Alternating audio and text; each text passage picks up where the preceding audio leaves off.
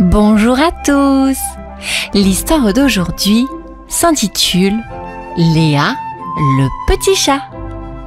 Cette histoire écrite et réalisée par le monde des enfants vous est proposée aujourd'hui. Nous allons à présent débuter cette histoire, mais avant de poursuivre cette vidéo, je t'invite à t'abonner et à cliquer sur la petite cloche de notification pour ne rien manquer de toutes nos belles histoires. Merci par avance à toi. Tu es prête à décompter? Nous allons commencer dans 5, 4, 3, 2. Il était une fois une petite fille espiègle appelée Léa. Elle aimait jouer, mais elle n'écoutait pas toujours ses parents. Elle embêtait ses amis et faisait des bêtises. La veille d'Halloween, Léa se leva comme d'habitude, prête à faire des farces. Mais quelque chose de très étrange se passa ce matin-là. Elle se regarda dans le miroir et découvrit qu'elle était devenue un petit chat noir, tout doux et tout mignon. Léa eut un petit cri de surprise. Elle ne comprenait pas comment cela était possible. Puis, une voix douce et magique résonna dans sa tête. La voix lui dit qu'elle devait faire 5 bonnes actions pour redevenir une petite fille. Et cela avant la fin de l'Halloween. Léa était un peu effrayée, mais elle voulait retrouver sa forme humaine. Alors, elle accepta le défi magique avec un petit miaulement de détermination. C'était le début d'une aventure incroyable pour Léa. Léa, le petit chat noir, était prête à commencer son défi magique. Sa première mission était d'aider un gentil monsieur à traverser la rue. Elle sauta hors de la fenêtre et se précipita de l'autre côté de la rue en miaulant joyeusement. Elle aida le monsieur à traverser la route et en réponse, le monsieur lui sourit et la remercia. Léa était contente car elle avait accompli sa première bonne action. Mais bientôt, elle réalisa que faire des bonnes actions n'était pas si simple. Elle rencontra un oiseau blessé qui avait besoin d'aide. Léa voulut l'aider, mais il était si haut dans l'arbre. Elle pensa à grimper, mais se rappela qu'elle était un petit chat et ne pouvait pas grimper aussi haut. Léa se sentit un peu triste, mais elle se promit de trouver une autre façon d'aider. Elle apprit que parfois, il fallait être créatif pour faire de bonnes actions. Le petit chat noir continua sa quête, prête à relever de nouveaux défis. Léa, le petit chat noir, continua son aventure. Léa se promenait dans le jardin et entendit des miaulements tristes. En suivant les sons, elle découvrit un chaton coincé dans un arbre. Le chaton avait peur et ne pouvait pas descendre tout seul. Léa décida de lui venir en aide. Elle grimpa habilement dans l'arbre car les chats sont excellents pour grimper. Le petit chaton n'était pas si haut, donc elle réussit à grimper dans l'arbre. Elle grimpa habilement dans l'arbre et s'approcha doucement du chaton. Elle miaula doucement afin de le rassurer. Le petit chaton se sentit aussitôt en sécurité et sauta sur les épaules de Léa. Le petit chat noir sourit, contente d'avoir aidé le chaton en détresse. Le chaton était tellement reconnaissant qu'il lui fit un câlin affectueux. Léa avait accompli une autre bonne action et son cœur était rempli de joie. Elle comprit que même les petits gestes de gentillesse pouvaient rendre le monde plus doux. Léa et le petit chaton devinrent amis et ensemble ils partirent à la recherche de nouvelles aventures pour aider les autres. Après avoir aidé le chaton, Léa le petit chat noir et son nouvel ami parcoururent la ville en quête de nouvelles aventures. Ils arrivèrent dans un quartier où ils trouvèrent un jardin tout triste et abandonné. Les fleurs étaient fanées et il y avait des mauvaises herbes partout. Léa voulut faire quelque chose pour rendre le jardin beau à nouveau. Elle et le chaton grattèrent la terre, plantèrent des graines et arrosèrent les fleurs.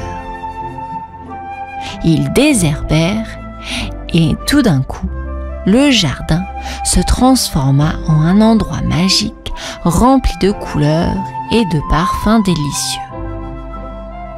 Les oiseaux et les papillons vinrent visiter le jardin et tout le quartier fut heureux de voir la transformation. Léa avait compris que prendre soin de la nature était une autre bonne action.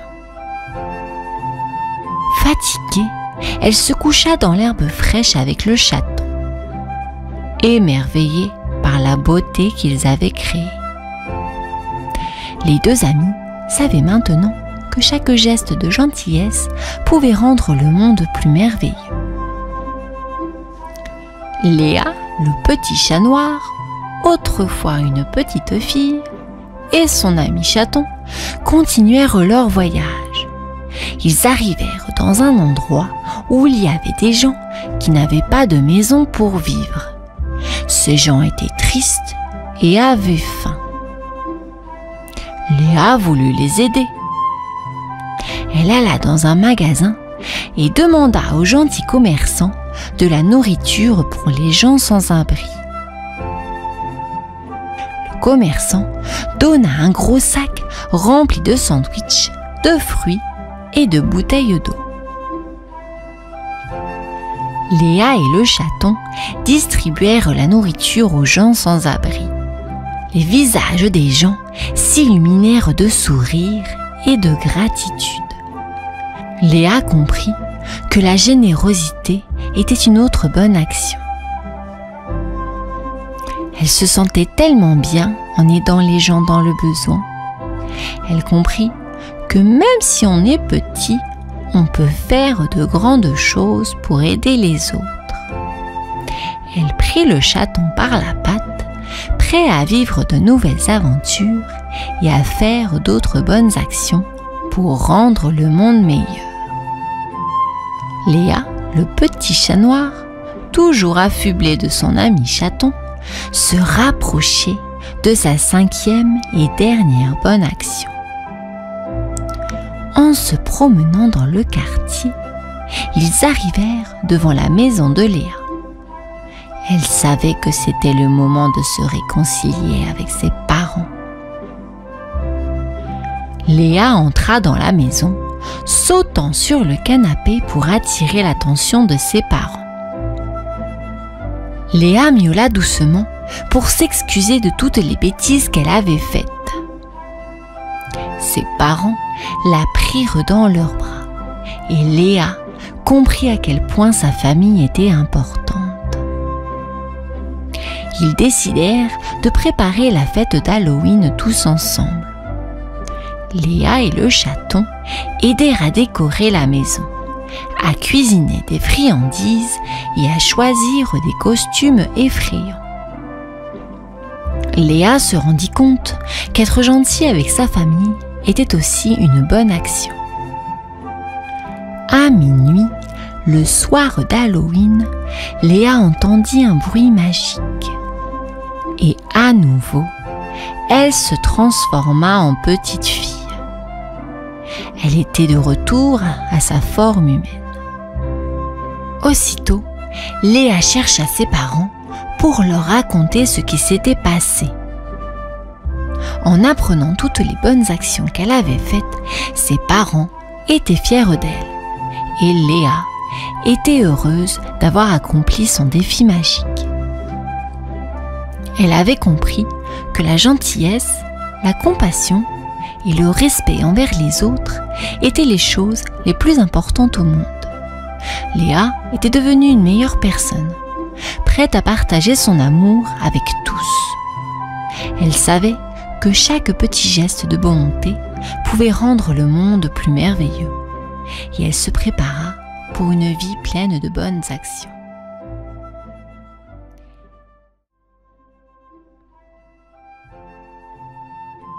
Au cœur d'une sombre forêt, entourée de feuilles craquantes et d'arbres tordus, vivait un jeune hibou nommé Petit Hibou.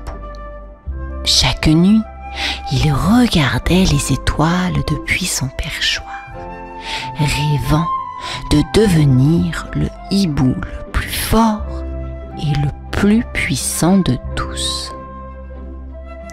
Il s'imaginait volant plus haut que les nuages, planant dans le ciel nocturne, tel un véritable roi des cieux. Pourtant, la vie de Petit Hibou était marquée par un contraste poignant. À ses côtés se trouvait son petit frère, Frileux, un hibou timide et fragile, qui avait peur de s'envoler même à la lumière de la lune. Les deux hiboux se tenaient souvent sur leurs branches, regardant la nuit étoilée, mais avec des rêves bien différents. Halloween approchait, apportant avec elle une lueur mystique et une promesse d'aventure. Petit Hibou, inspiré par cette magie, décida que c'était le moment de réaliser son rêve. La forêt était remplie d'une énergie électrisante, de préparatifs pour la grande nuit.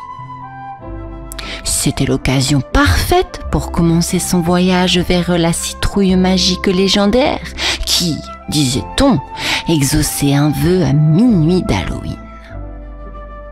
Petit Hibou se lança dans son aventure le jour d'Halloween, ses plumes frémissantes d'excitation. Il traversa la forêt, sa détermination le guidant à travers les sous-bois et les ruisseaux. Il entendit des murmures parmi les arbres, des histoires sur la citrouille magique. Les autres animaux avaient des contes fascinants à partager, alimentant ainsi son désir de la trouver. Finalement, au détour d'un sentier couvert de feuilles, il aperçut une étrange lueur orange à travers les branches. Il s'approcha prudemment et découvrit la légendaire citrouille magique nichée au creux d'un arbre centenaire. Les couleurs chatoyantes et les motifs mystérieux de la citrouille semblaient briller de mille feux. Petit Hibou se sentit submergé par un mélange d'émerveillement et d'anticipation. Il savait que le moment était venu de faire son vœu. Il réfléchit profondément à ce qu'il désirait le plus, mais son cœur se tourna vers son petit frère Frileux, qui avait toujours été là pour lui malgré ses peurs. Il se mit à penser que la vraie force résidait dans l'amour fraternel. Le soleil commença à descendre, signe que la nuit d'Halloween approchait. Petit Hibou savait que le temps pressait, mais il était prêt à faire son vœu. Une décision qui allait changer le cours de sa vie et celle de son petit frère. Face à la citrouille magique, Petit Hibou hésita. Les étoiles brillaient au-dessus de lui et l'air était chargé de l'énergie d'Halloween. Il avait rêvé d'être le hibou le plus fort et le plus puissant de tous. Mais à présent, il repensa à son petit frère frileux, dont les ailes tremblaient de peur. La citrouille scintillante semblait attendre sa décision. Petit Hibou réalisa que la vraie force résidait dans la famille et dans la capacité à surmonter les peurs.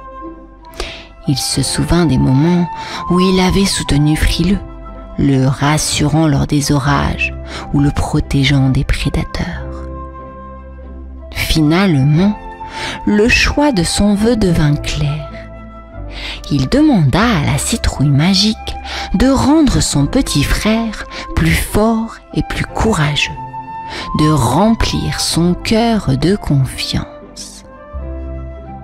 L'atmosphère sembla répondre à sa demande, la magie d'Halloween l'enveloppant d'une lueur chaleureuse. Toutefois, il se demandait ce que cette décision signifiait pour lui. Mais il n'avait pas le temps de s'interroger davantage, car la nuit d'Halloween approchait rapidement et le moment de minuit était imminent. La nuit d'Halloween enveloppa Petit Hibou alors qu'il se tenait devant la citrouille magique. L'atmosphère était chargée de mystère, les étoiles étincelaient et le silence était brisé seulement par le doux murmure du vent dans les arbres. Petit Hibou se prépara à faire son vœu, son cœur battant la chamade. La tension montait alors que le compte à rebours vers minuit commençait.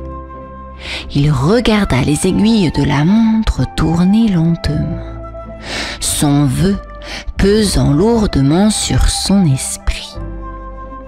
Lorsque le moment précis de minuit arriva enfin, Petit Hibou prit une profonde inspiration et prononça son souhait à voix basse. Il sentit une énergie magique s'emparer de lui et une lueur dorée enveloppa la citrouille magique. Le monde sembla suspendu dans le temps pendant un instant, puis le silence retomba. Petit Hibou ne savait pas encore quel serait le résultat de son vœu, mais il savait qu'il avait fait le choix qui lui semblait le plus juste. La magie d'Halloween était imprégnée dans l'air, et il ressentit un étrange mélange de soulagement et d'anticipation. La nuit était loin d'être terminée, et une nouvelle aventure l'attendait.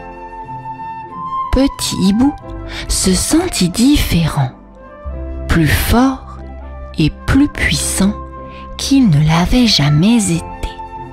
Son cœur battait avec une nouvelle confiance, mais il était inquiet pour son petit frère frileux. Les minutes passèrent et Petit Hibou s'envola, espérant le retrouver.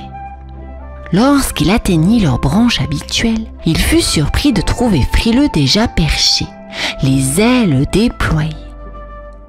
Frileux semblait plus grand, plus courageux, et son regard était déterminé.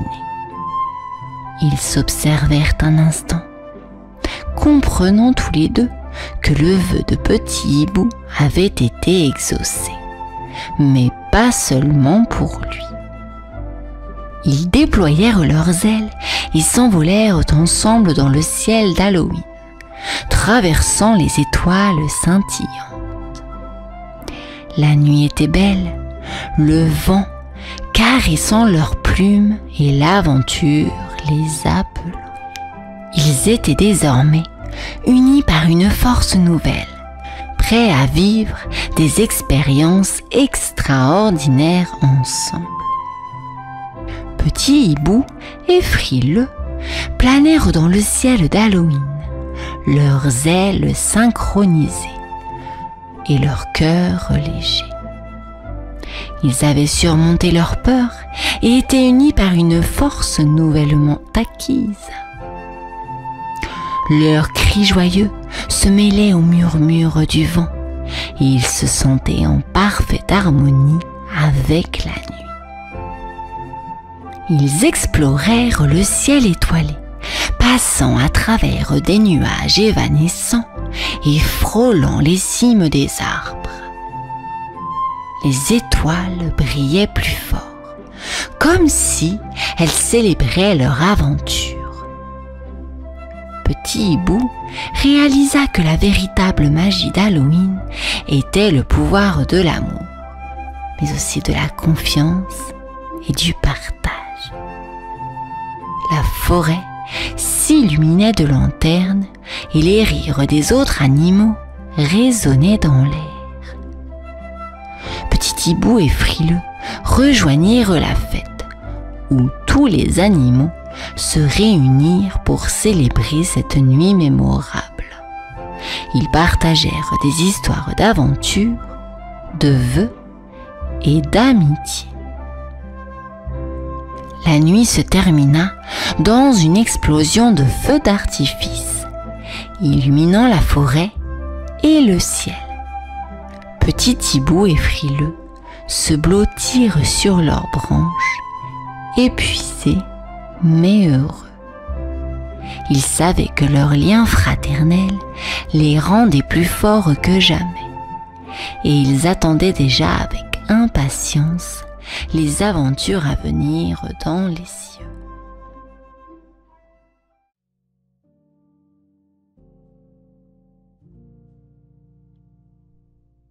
La Goule et la Citrouille, la farce de minuit.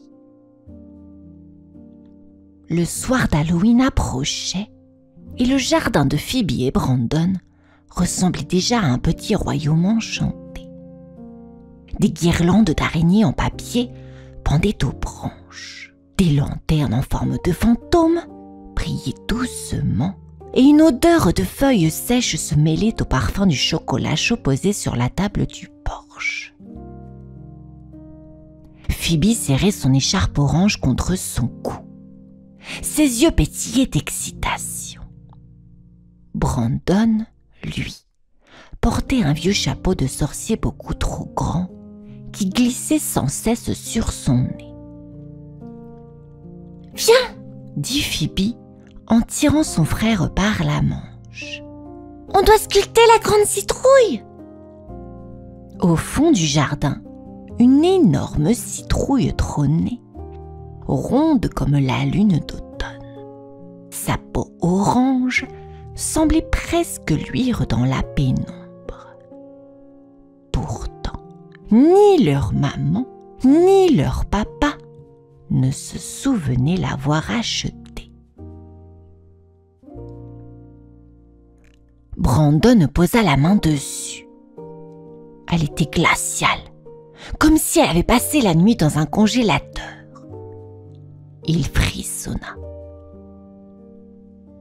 « On dirait qu'elle nous regarde !» murmura-t-il. Phoebe éclata de rire, mais son cœur battait plus vite. « N'importe quoi! Ce n'est qu'une citrouille !» Ensemble, ils tracèrent un sourire tordu et deux yeux triangulaires. Le couteau crissa contre la chair épaisse, dégageant une odeur sucrée et terreuse. Ils creusèrent, vidèrent, puis déposèrent une petite bougie au milieu. Le jardin se fit soudain silencieux, comme s'il retenait son souffle. Brandon craqua une allumette. La flamme dansa, vacilla, puis toucha la mèche. Une lueur dorée jaillit un instant de la citrouille sculptée. Mais, brusquement, un souffle glacé traversa l'air et...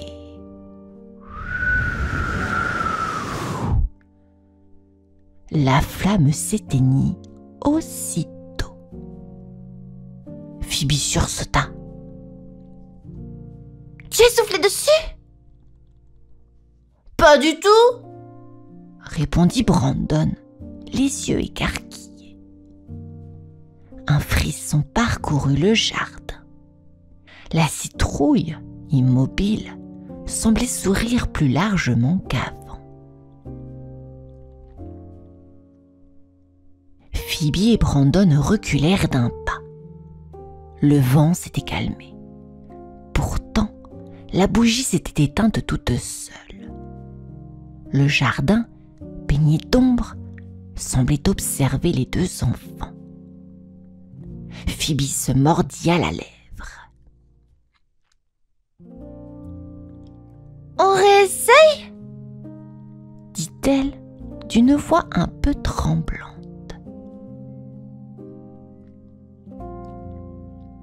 Brandon gratta une nouvelle allumette.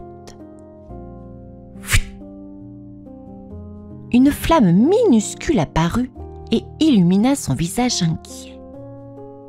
Il approcha la mèche qui s'embrasa enfin. Cette fois, la citrouille s'illumina, puis... Atchoum! Un éternuement monstrueux venu de l'intérieur souffla la bougie avec un nuage glacé. Ah! Phoebe poussa un cri et laissa tomber son écharpe. Brandon en lâcha l'allumette qui s'éteignit dans l'herbe humide. Tu as entendu ? Bredouilla-t-il. Ce n'était pas toi ? La citrouille trembla légèrement, puis un petit rire rauque s'en échappa, comme le bruit d'un vieux coffre qui s'ouvre. Deux yeux phosphorescents s'allumèrent dans l'obscurité de la cavité. Hé hé hé hé. Vous vouliez allumer une bougie ? Eh bien, pas ce soir. Ricana une voix grave. Les enfants restèrent figés, bouche ouverte. Brandon balbutia. Une citrouille qui parle ? De la pulpe orangée jaillit une silhouette minuscule, une créature au visage ridé, au nez crochu, avec des oreilles pointues et une cape faite de morceaux de graines. Elle éternua encore, projetant des pépins partout. « Berk !» dit Phoebe en reculant. « Mais qu'est-ce que tu es ?» Une goule coincée dans une citrouille, répondit-elle en reniflant. Et je déteste les flammes, alors pas de bougies. Elle ricana, dévoilant de toutes petites dents pointues. Ses yeux brillaient d'un éclat malicieux. Si vous insistez, vous verrez ce qui se passera à minuit. Phoebe sentit son cœur cogner dans sa poitrine. Brandon serra son chapeau contre lui. La nuit d'Halloween venait de devenir bien plus étrange que prévu. Phoebe et Brandon n'osaient presque plus respirer. La goule, perchée sur le bord de la citrouille, battait des pieds et riait comme si elle préparait une blague géante. « À minuit pile !» déclara-t-elle d'une voix théâtrale. « Si votre citrouille ne brille pas, je resterai ici pour toujours. Brandon blêmit. Pour toujours? Oui, et je vous promets que je ronflerai toutes les nuits dans votre jardin. Ajouta la goule en reniflant. Phoebe, malgré sa peur, fronça les sourcils. Ah non, pas question. C'est notre citrouille. Ils essayèrent encore et encore d'allumer la bougie, avec des allumettes, une lanterne, même un briquet emprunté à leur papa. Mais chaque fois, la goule éternuait si fort que la flamme s'éteignait aussitôt. L'horloge du salon sonna 11 coups. Il ne restait presque plus de temps. Le jardin frissonnait sous la lune et la citrouille semblait sourire de plus en plus largement. Phoebe serra la main de Brandon. « Écoute, » dit-elle doucement. « Si on tremble, la bougie s'éteint. Mais si on la tient ensemble, peut-être que la lumière serait plus forte que ces farces. » Brandon hocha la tête. Tous deux allumèrent une dernière allumette, leurs mains serrées, l'une contre l'autre. La flamme vacilla, mais cette fois, elle ne s'éteignit pas. La bougie prit feu et illumina la citrouille d'une clarté dorée. La goule éternua si violemment qu'elle se transforma en une petite pluie d'étincelles argentées qui disparut dans la nuit. Un silence apaisant tomba sur le jardin. La citrouille brillait fièrement, chassant l'ombre glacée. Brandon éclata de rire, encore tremblant. « On l'a eu! Oh ouais !» Phoebe sourit, le cœur léger. Oui, et tu sais quoi? La vraie lumière, c'est celle qu'on partage. Et, sous la lune ronde, la citrouille continua de sourire, comme pour garder le secret de cette drôle de nuit.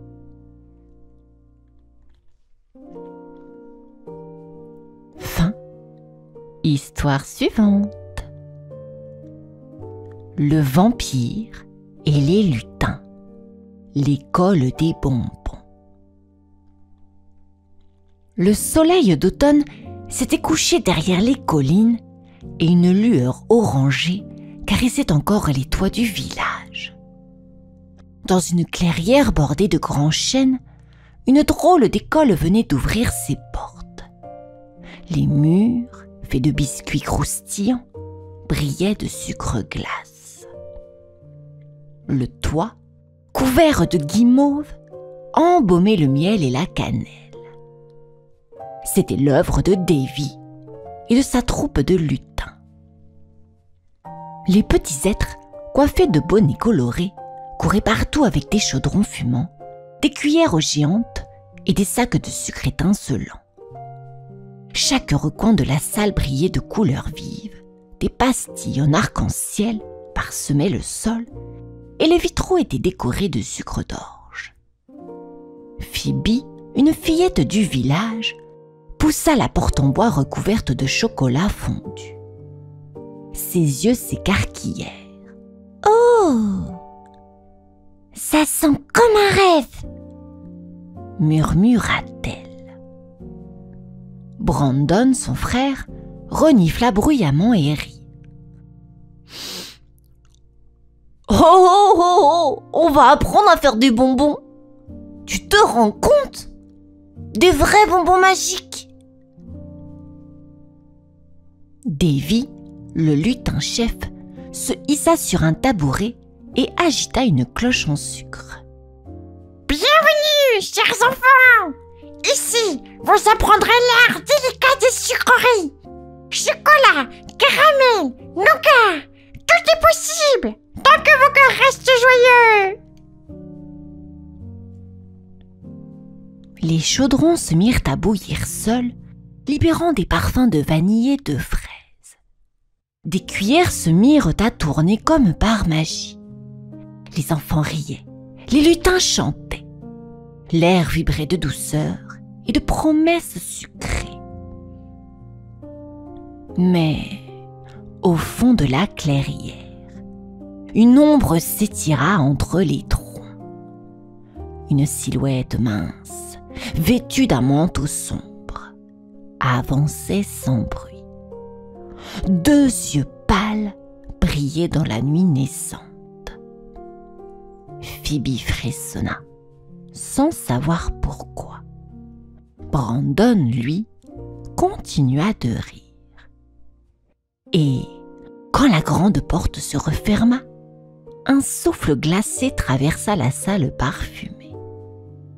Un invité inattendu venait d'arriver à l'école des bonbons.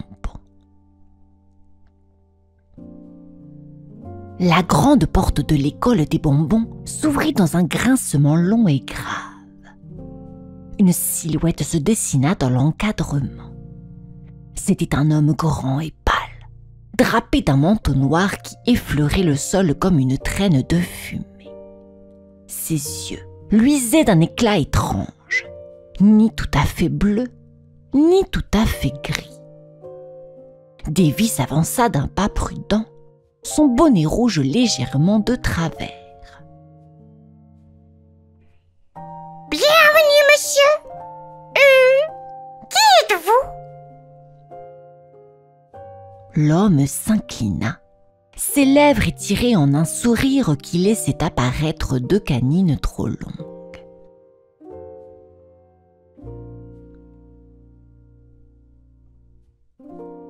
« Je m'appelle Marc, » dit-il d'une voix douce et profonde. « J'ai entendu parler de votre école merveilleuse et je voudrais y apporter ma touche personnelle. »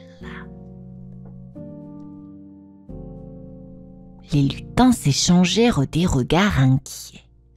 Mais Brandon, fasciné, s'approcha. « Tu veux faire des bonbons toi aussi ?» Marc se mit à rire doucement. « Bien sûr, petit. J'ai une recette très spéciale. » Il sortit d'une poche une petite fiole de cristal contenant un liquide rouge sombre. Sous la lumière des chandelles, il brillait comme du rubis fondu. « Juste quelques gouttes, » dit-il en versant le contenu dans un chaudron de sucre en ébullition. Un parfum étrange se répandit aussitôt, sucré, mais mêlé d'une odeur métallique et épaisse. Les bonbons, au lieu de scintiller, devinrent sombres, presque translucides, comme des morceaux de verre rouge. Phoebe en fronça le nez. « Ça sent pas bon !»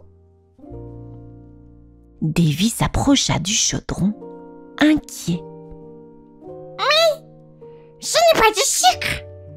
Qu'as-tu mis là-dedans ?» Le vampire lécha le bout de son doigt, ses yeux s'allumant d'une flamme malicieuse. « Un ingrédient secret, » murmura-t-il. « Un goût inoubliable. » Les lutins reculèrent et même les chandelles semblèrent vaciller. La douce école des sucreries s'assombrissait déjà. La salle entière était plongée dans une atmosphère lourde. Les bonbons rouges brillaient au fond des chaudrons comme des cœurs battants. Les lutins, habituellement si joyeux, chuchotaient avec nervosité. Davy tapa dans ses mains. « Assez ! Notre école n'est pas faite pour la peur. Ici, le sucre doit faire sourire, pas trembler. » Marc le vampire esquissa un sourire glacé. Sourire! Oh! Mais la peur fait aussi m'enterrer les dents! Il se pencha sur les chaudrons. Les bonbons palpitèrent, émettant un éclat sombre. Phoebe serra la main de Brandon. « Si on ne fait rien, tout le village croquera ses horreurs !» murmura-t-elle. Alors Davy donna son ordre. Les lutins se mirent à préparer un dernier chef-d'œuvre, le bonbon de l'aube. Ils versèrent du miel d'or, du sucre scintillant, une pincée de poussière d'étoiles. Le chaudron vibra d'une lumière douce qui emplissait la salle d'une chaleur rassurante. Marc siffla entre ses dents. Pathétique! Un peu de lumière ne chasse pas la nuit. Il s'élança pour saisir le chaudron, mais Phoebe, plus rapide, tendit un petit bonbon lumineux. Brandon l'aida à le maintenir, leurs doigts tremblants, mais unis. Marc le croqua. Un instant, ses yeux s'écarquillèrent. Une clarté tendre jaillit de sa bouche, emplissant la salle comme un lever de soleil. Il recula, grimaça et lâcha un rire rauque.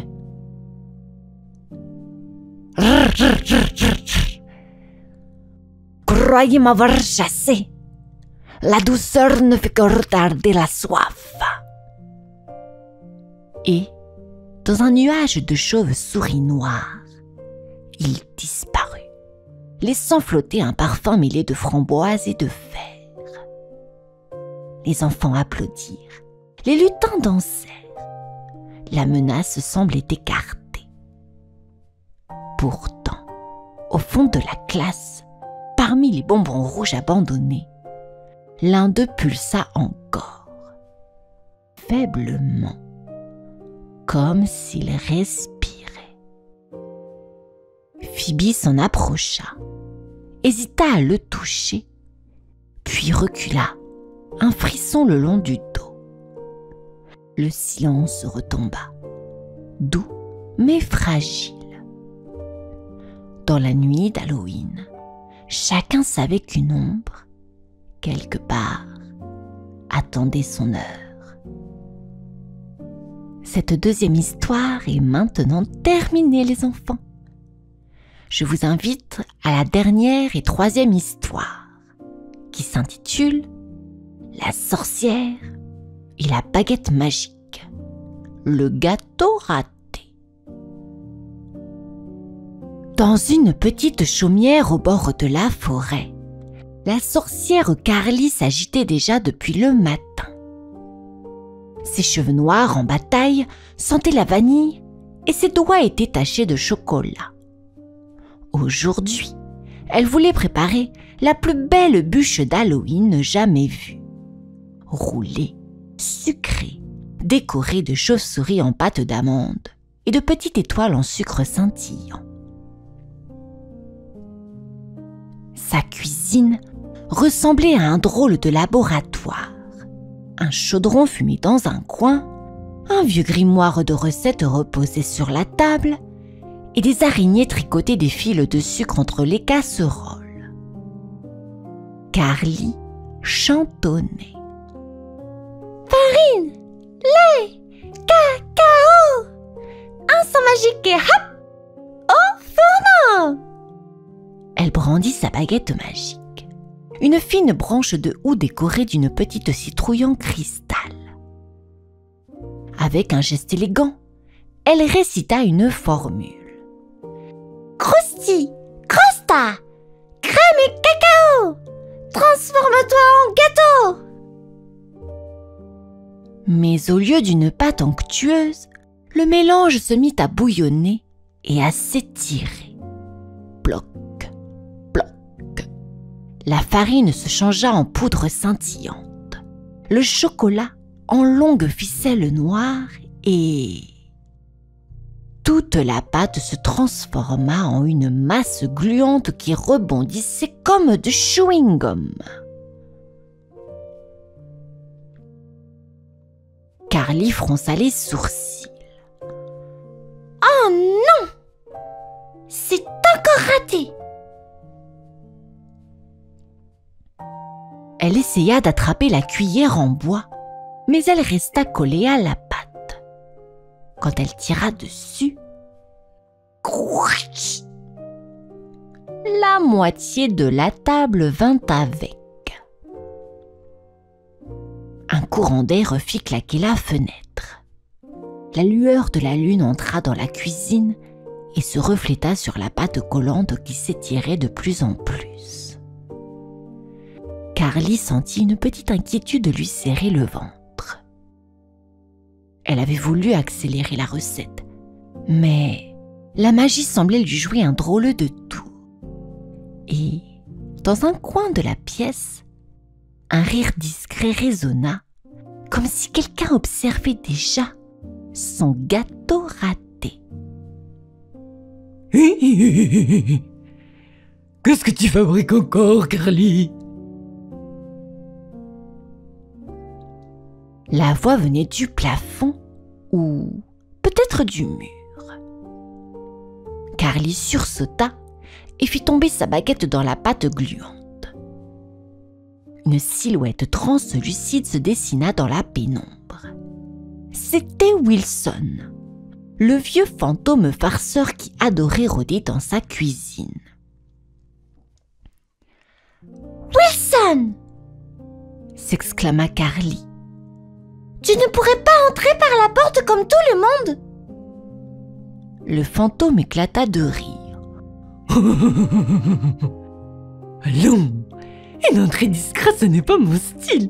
Et qu'est-ce que ça sent bon! Il s'approcha du chaudron et aspira bruyamment.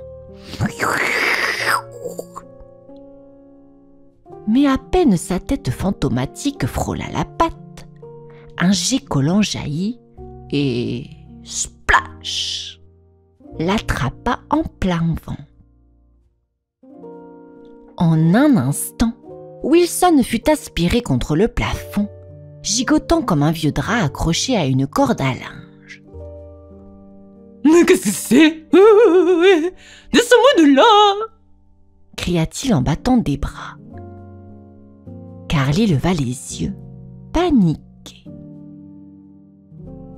La cuisine se transformait en véritable piège. Les chaises collaient au sol, les rideaux s'étiraient comme du chewing-gum géant, et même le chat, qui avait eu la mauvaise idée de s'approcher, se retrouva collé sur une étagère, la queue en l'air. Carly attrapa sa baguette, essaya une formule rapide. « Délie! Délu! Décolle tout de suite !» Mais la pâte se mit à éclater en bulles énormes qui montaient jusqu'au plafond. Wilson, coincé au milieu, riait malgré tout. Oh, Carly, tu es la seule sorcière que je connaisse capable de transformer une bûche en ballon de chewing-gum.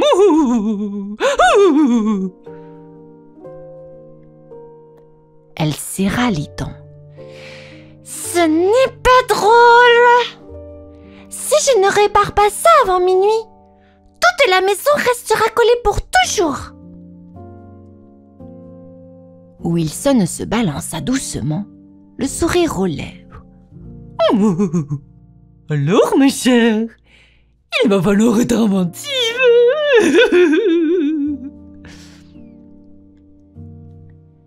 La cuisine ressemblait à une bulle géante.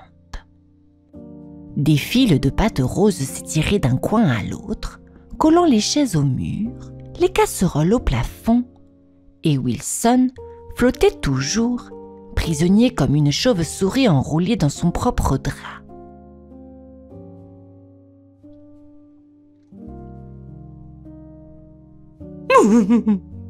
Minuit approche, prévint-il d'une voix faussement solennelle. Tic-tac, tic-tac. Carly, les joues rouges et les cheveux hérissés de sucre, feuilletait son vieux grimoire en vitesse. Les pages collaient entre elles et les formules s'effaçaient sous ses doigts gluants.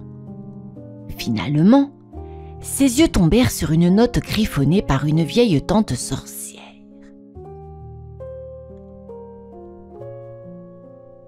Pour dissoudre la colle magique, 3 éclats de rire sincères valent mieux que 1000 sorts.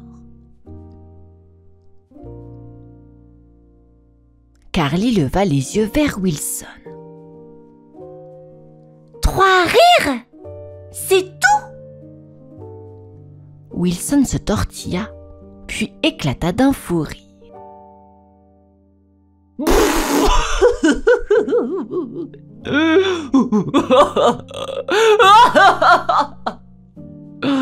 Alors, commence par décrocher ton chat. Il m'avait déjà hurlé de rire avec sa queue coincée.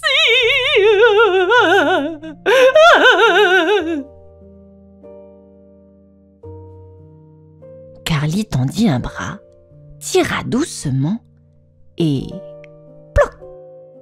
Le chat retomba dans ses bras, couvert de bulles. Il éternua si fort que Carly éclata de rire à son tour. Wilson, secoué comme une cloche par les bulles, ricana encore plus fort. Leurs rires résonnèrent ensemble, clairs et francs. La pâte trembla, se rétracta et commença à disparaître dans un petit crépitement lumineux. Les murs se dégagèrent, les meubles reprirent leur place et Wilson glissa enfin du plafond avec un soupir de soulagement. Sur la table, il restait un étrange gâteau. Pas une bûche roulée, mais une grande bulle sucrée, translucide, gonflée de lumière. Ce n'est pas une bûche, murmura Carly, découragée. Et peut-être pas, répondit Wilson en mordillant la bulle. Mais c'est délicieux. Tous goûtèrent et la bulle éclata en pluie de morceaux sucrés qui firent rire toute la maison. Carly soupira, puis sourit. Parfois, un raté peut être une réussite. Mais dans un coin de la cuisine, une petite bulle oubliée s'envola doucement par la fenêtre entr'ouverte. Le lendemain, au village, plusieurs enfants jurèrent que leurs jouets avaient mystérieusement collé au plafond de leur chambre.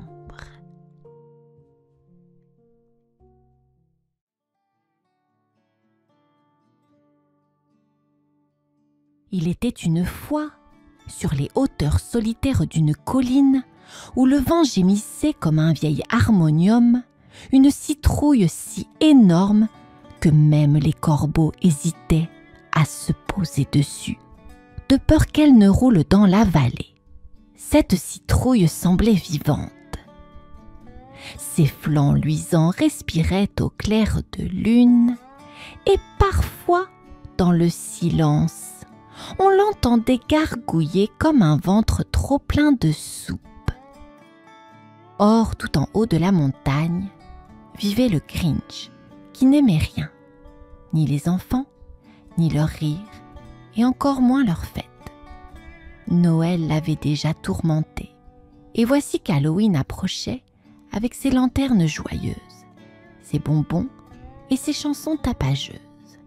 Rien ne lui paraissait plus insupportable que ces petites créatures déguisées, courant de maison en maison, comme si le monde entier leur appartenait. Cette nuit-là, le Grinch aperçut la citrouille géante. Son cœur, qui battait toujours de travers, se mit à palpiter d'une méchante satisfaction. « Voilà l'arme parfaite !» pensa-t-il, ses yeux étroits, brillant d'un éclat vert. « Avec cette citrouille monstrueuse, je vais effrayer tout Chouville. Ils en perdront leurs cris de joie et n'oseront plus jamais sonner à une porte. » Il descendit donc la colline, ses pas grinçant dans les feuilles mortes, et posa ses longues griffes sur la police de la citrouille. Mais au moment où il voulut la pousser, il entendit un son étrange. Gloup, gloup, comme si la citrouille se plaignait. Elle se mit à vibrer sous ses doigts crochus et une bulle d'air s'échappa d'un petit trou, avec un bruit si ridicule que le Grinch rougit jusqu'aux oreilles. Il se retourna aussitôt, croyant qu'un enfant se moquait de lui, mais il n'y avait que la lune, qui souriait comme une vieille lampe de cuivre dans le ciel noir. Le Grinch serra les dents. « Peu importe, » se dit-il, « elle sera mienne, cette citrouille. Et avec elle, je deviendrai le maître d'Halloween. » Et la citrouille, énorme et mystérieuse, gargouilla de nouveau, comme pour rire doucement de son nouveau maître. La nuit d'Halloween descendit sur Chouville comme une grande nappe noire brodée d'étoiles. Les petites maisons s'illuminèrent de lanternes et les enfants, vêtus de draps en fantôme ou coiffés de chapeaux de sorcière, couraient joyeusement dans les rues, leurs paniers prêts à se remplir de friandises. Tout cela agaçait le Grinch plus que jamais. Dans l'ombre de la colline, il poussa sa citrouille géante jusqu'au cœur de la place. Chaque effort lui arrachait un grognement, mais il se réjouissait déjà de la peur qu'il allait inspirer. Ses yeux verts brillaient comme deux lanternes mauvaises. Il plaça la citrouille au centre du village et, se dressant de toute sa hauteur, leva ses longs bras crochus. « En voilà assez de vos rires et de vos bonbons !»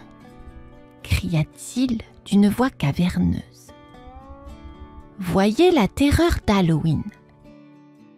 Mais à l'instant même où il prononça ces mots, la citrouille trembla, comme secouée d'un fou rire. Un gargouillis monta de ses entrailles, puis un bruit soudain éclata. Pfft, si sonore, si grotesque, qu'il résonna dans les ruelles pavées. Une odeur curieuse se répandit, mélange de tartes brûlées et de vieux choux cuits. Les enfants, d'abord surpris, se regardèrent, puis éclatèrent d'un rire irrépressible.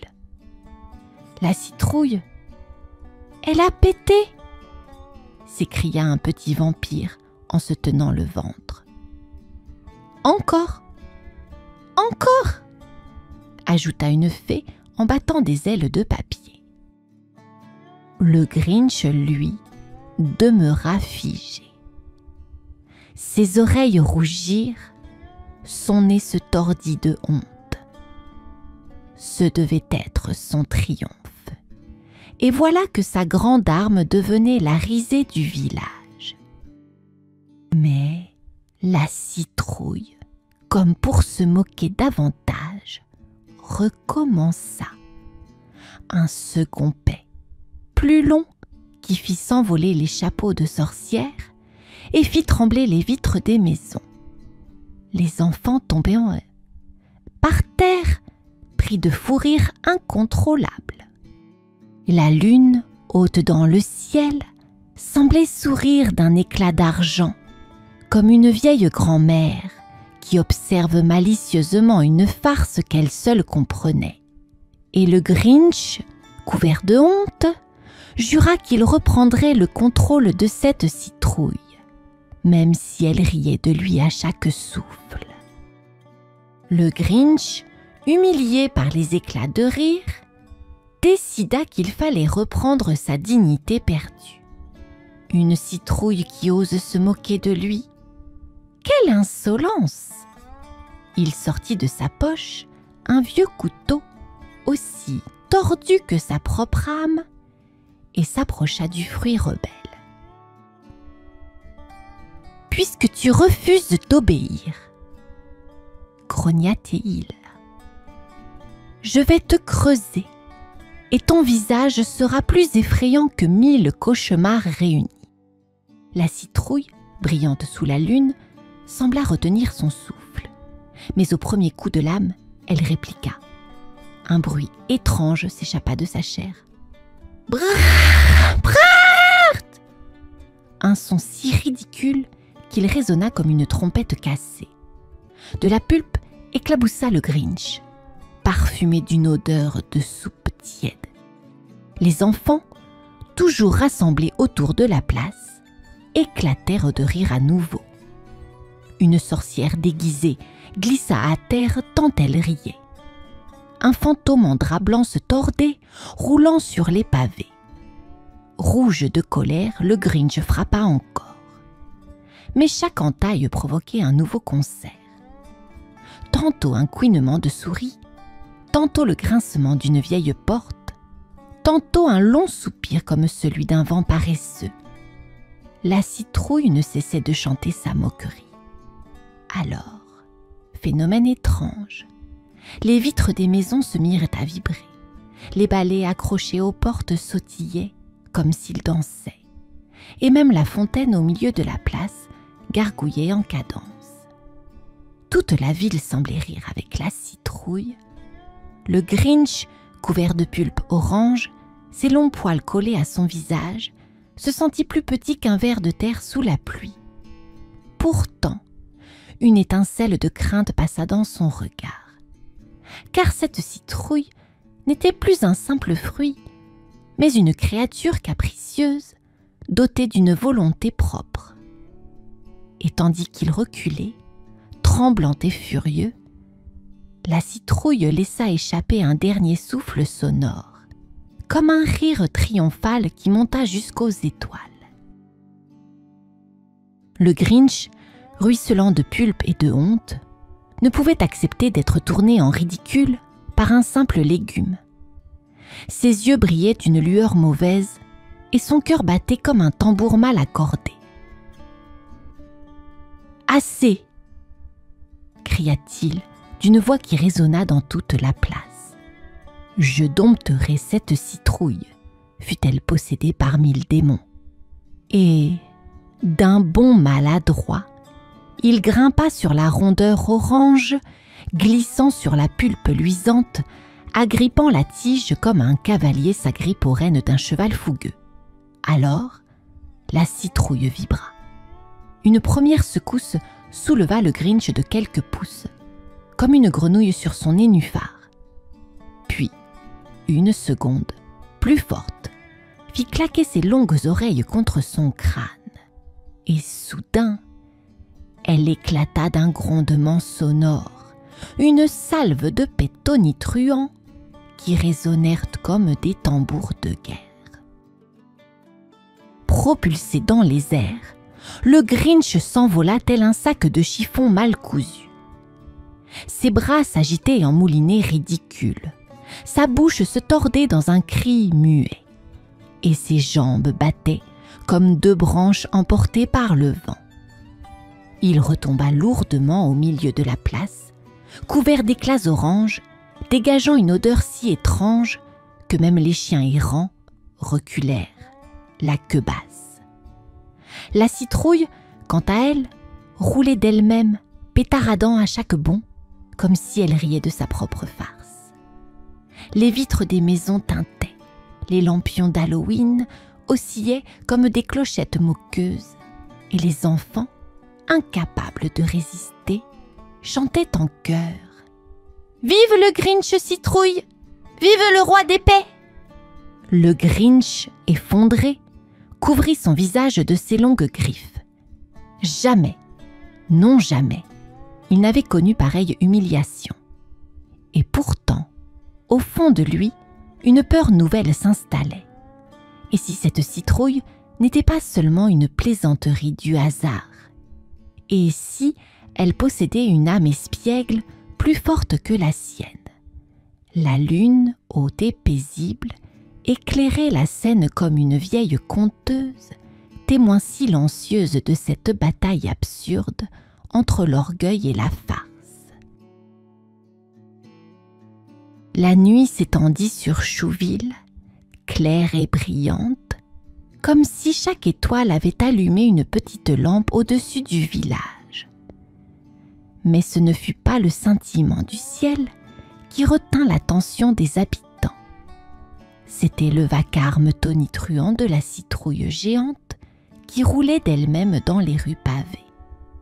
À chaque bond, elle lâchait un souffle sonore, tantôt bref comme un hoquet, tantôt long comme un cor de chasse. Les vitres tremblaient, les portes claquaient, et les poules effrayées se mirent à pondre dans la nuit. On eût dit que toute la ville dansait au rythme grotesque de ce fruit indocile.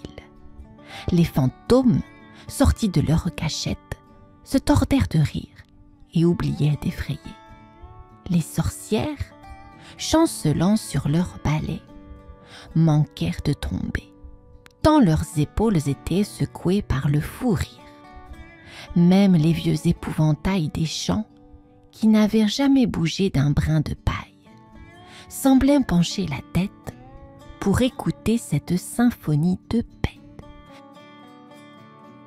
Quant aux zombies, réveillés par ce vacarme, ils sortirent de leur tombe en trébuchant. Mais au lieu de gronder, ils commencèrent à marcher en cadence, tapant des pieds comme une armée maladroite. Et bientôt, l'un d'eux esquissa un pas de danse. Le reste suivit, et la place se transforma en bal grotesque où vivants et morts se mêlaient dans un tumulte joyeux. Le Grinch, lui, se tenait à l'écart, les bras croisés, le visage encore maculé de pulpe orange. Il voulait rester sévère, terrible, méchant comme toujours. Mais ses lèvres tremblaient. D'abord un rictus, puis un sourire, et enfin un éclat de rire, aussi vrai qu'inattendu, jaillit de sa gorge. Et dans ce rire, il y avait quelque chose de nouveau.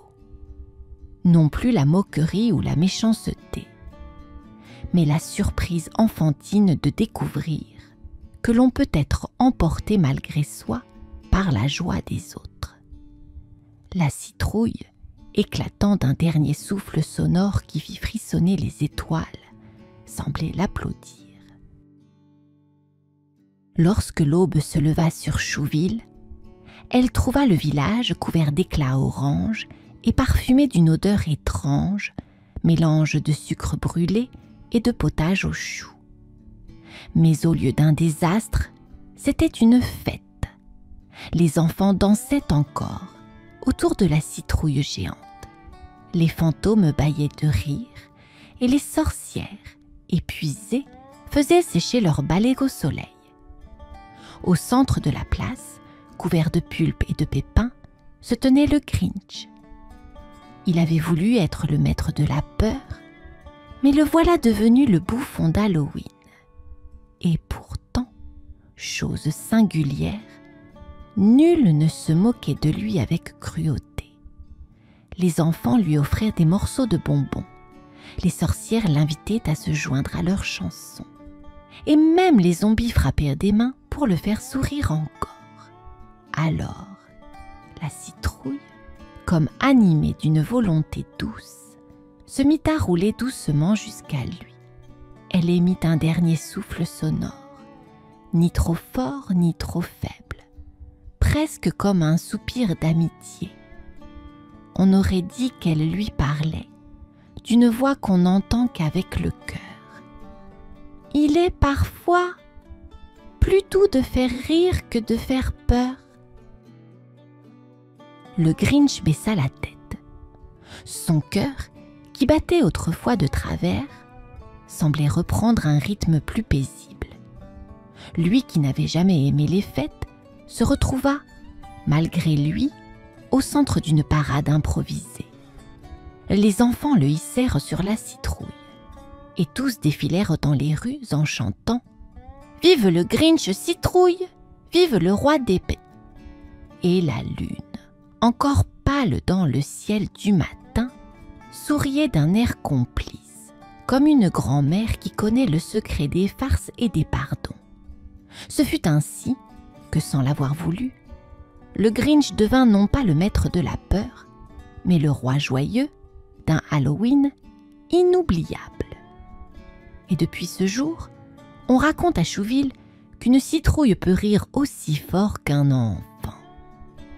Si seulement on l'écoute avec assez de patience. L'histoire est maintenant terminée. J'espère qu'elle vous a plu et qu'elle vous a fait voyager. À présent, il est temps de fermer les yeux, de te laisser aller au sommeil et de plonger dans de jolis rêves. Allez, hop hop hop, au dodo.